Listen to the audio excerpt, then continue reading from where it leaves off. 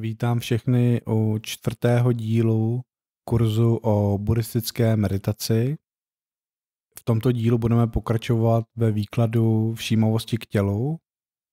Konkrétně budeme mluvit o všímavosti ke 4 elementům.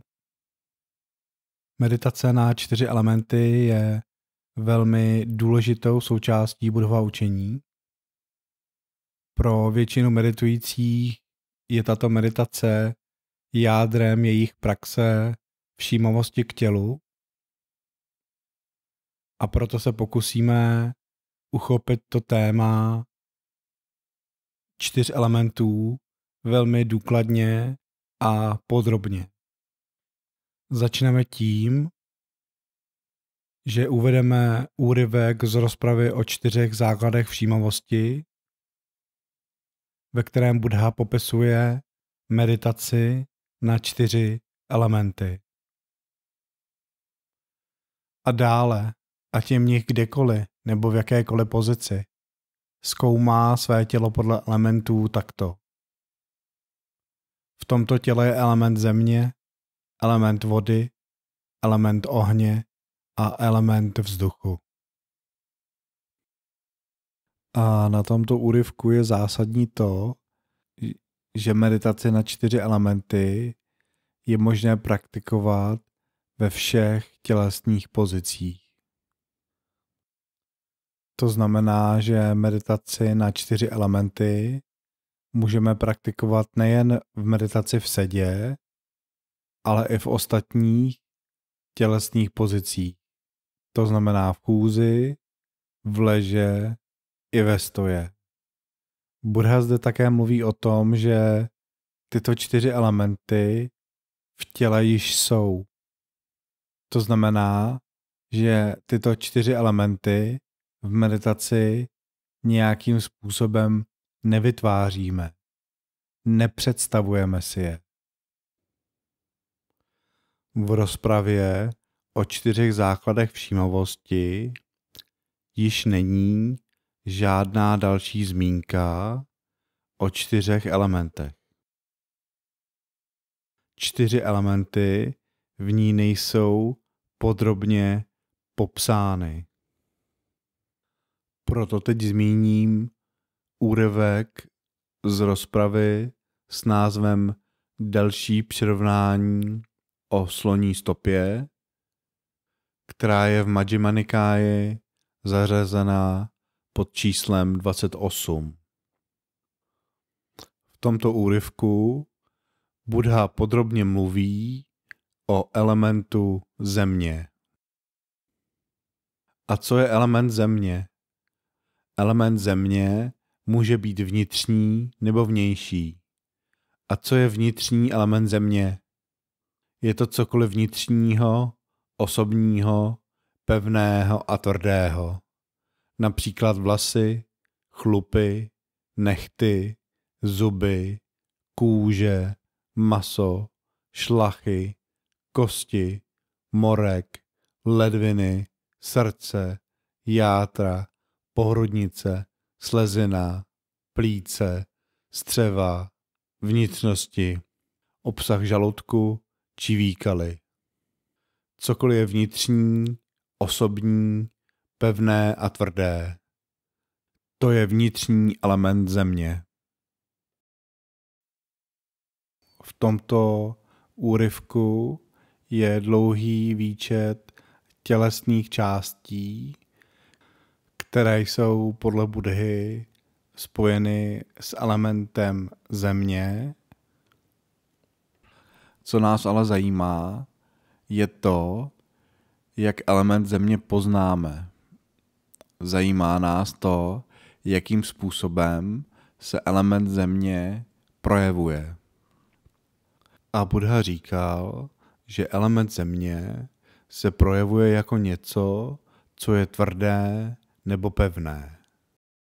To znamená, že pokud v našem těle najdeme něco tvrdého nebo pevného, tak to je element země. A v mnoha rozpravách bývá Buddha velmi stručný a stručný je i tady v tom výčtu vlastností, skrze které se může projevit element země. A proto vznikají různé komentáře, které tento výčet vlastností elementu země doplňují.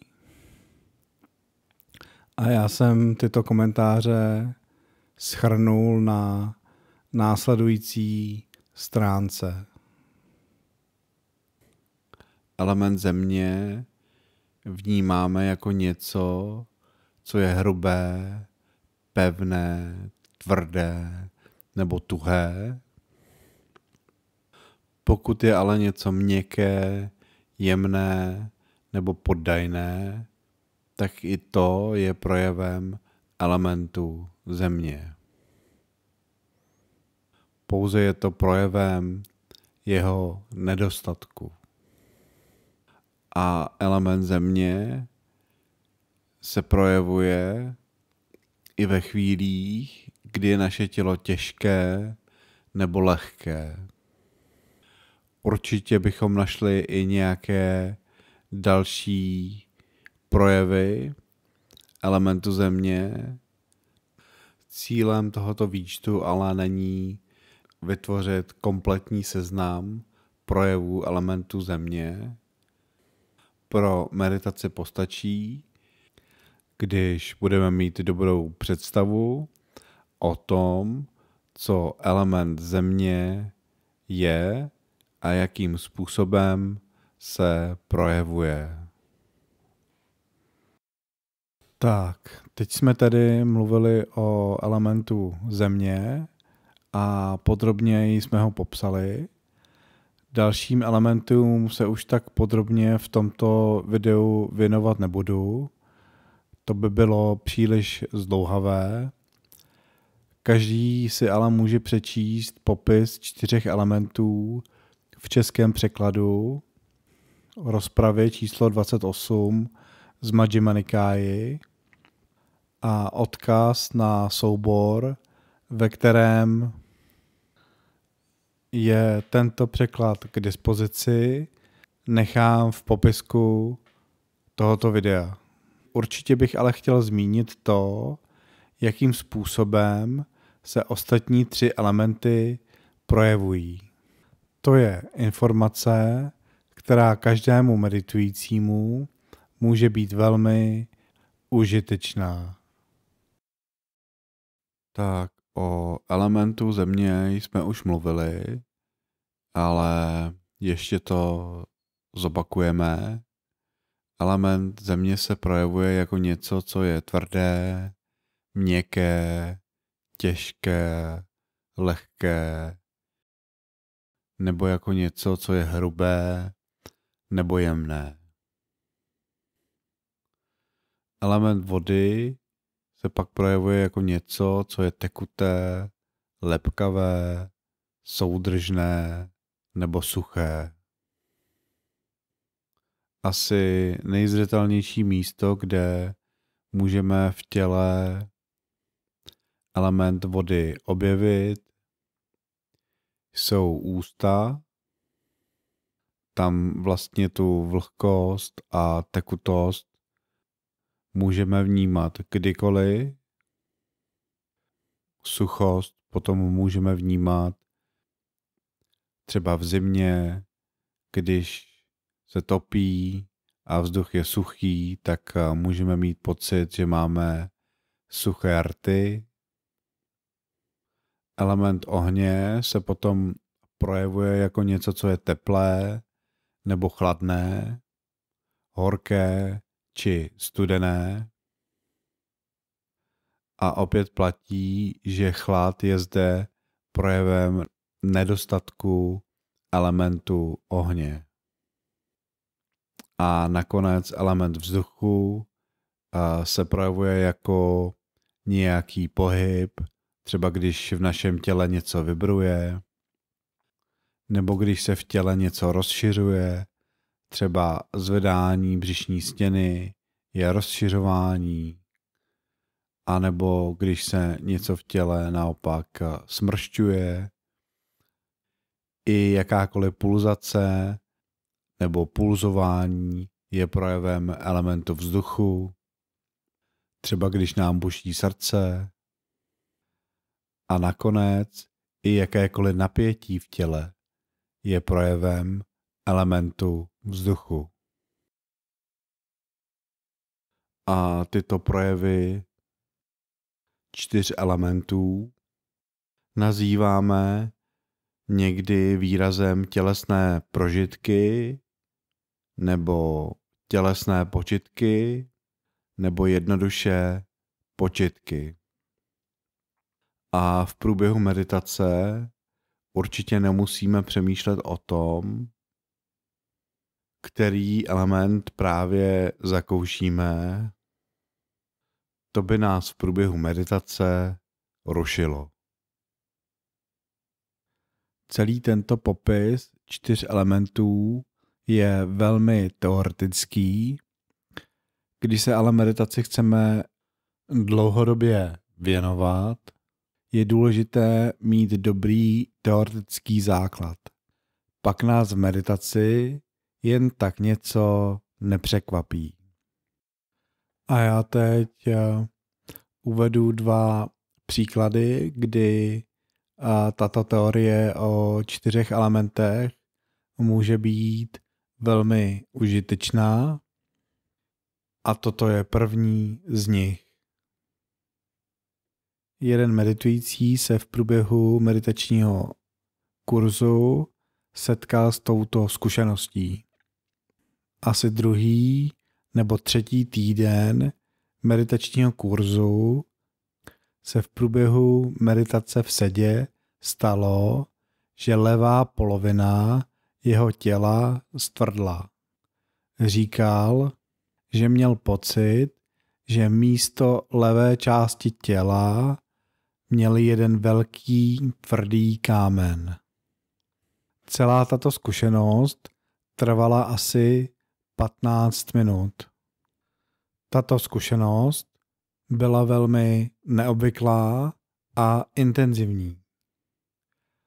A kdyby nebyl přítomen jeho učitel a kdyby tento meditující neznal dobře teorii o 4 elementech, tak by si mohl myslet, že se v meditaci vydal špatným směrem. Tak a teď tu mám ještě jeden neobvyklý zážitek. Jeden meditující v průběhu několika měsíčního meditačního kurzu sledoval velmi často zvedání a klesání břišní stěny. Jeho záměrem bylo sledovat 4 elementy spojené s tímto zvedáním a klesáním břišní stěny. V průběhu jedné z meditací si ale všiml, že v oblasti břišní stěny je jakýsi míč nebo balón, který jeho mysl sleduje. Tento balón se vždy při nádechu zvětšil a při výdechu se zmenšil. Uvědomil si, že jeho vlastní mysl tuto představu míče vytvořila a při meditaci tuto vlastní představu pozoruje. Jeho mysl tedy v průběhu meditace nesledovala 4 elementy, ale tuto představu míče, kterou vytvořila jeho vlastní mysl. A to ho velmi překvapilo. Překvapilo ho, že si dlouho nevšiml, že se něco takového děje. Jakmile se toho všiml, tak svou meditační praxi upravil a svou všímavost přenesl zpět ke 4 elementům spojeným s břišní stěnou. I na tomto příkladu je pěkně vidět, jak může být tato teorie o 4 elementech při meditaci užitečná.